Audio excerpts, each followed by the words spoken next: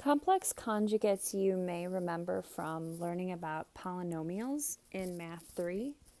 So complex conjugates will simplify to become a real number. Complex conjugates look like this. If you're given a plus bi as a complex number, its conjugate would be a minus bi. If you were to multiply these two together, and let's multiply them in a box method, a plus bi, a minus bi, we'd get a squared, abi, negative abi, negative b squared, I squared.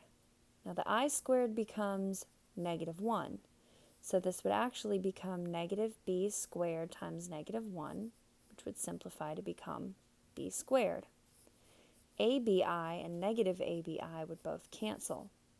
So your final answer would become a squared plus b squared. And notice how there's no i's in that final answer.